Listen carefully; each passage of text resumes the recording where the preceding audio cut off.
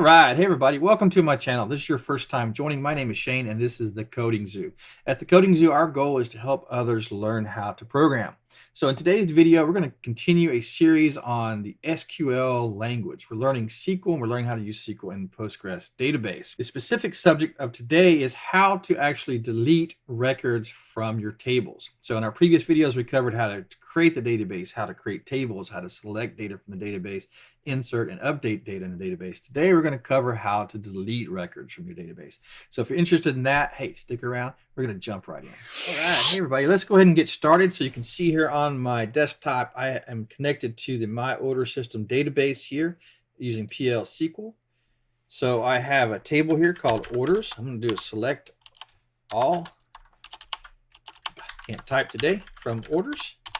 And there you go. So I have this table called orders. It has 2 records in it. Not many records as of now, but I have the column order ID, created by, and order date. So in the previous videos, we learned how to insert records, select, and update records. Today, we're going to learn how to delete records. So this is pretty simple, pretty quick and easy. Let's just go ahead and jump right into it. So what do you think the keyword is here? Well, delete. We're going to delete from our database. So I'm going to type in the keyword delete. I'm going to type in from, so I'm going to type in from to specify which table, from what table, orders.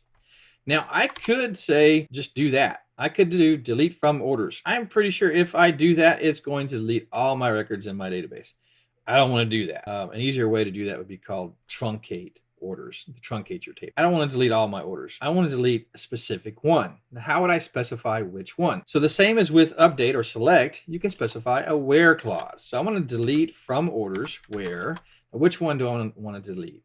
I want to delete, let's say, Anthony Crouch here. And that's order ID number 2. So order ID is the primary key in this table. So I'm going to delete using the primary key. Now you could specify other columns in your where clause, and that's fine.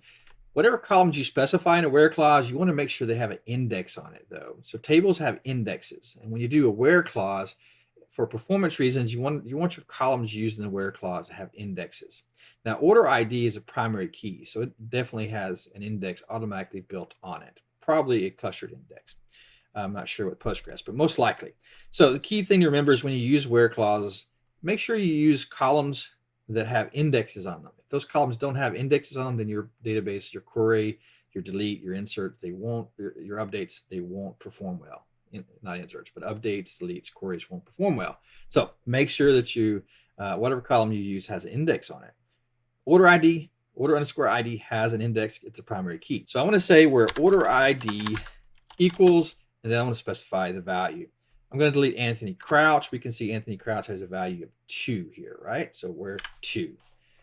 And then don't forget your semicolon. So delete from your table name, orders, where the column name is order underscore ID is equal to 2. Let's try it out.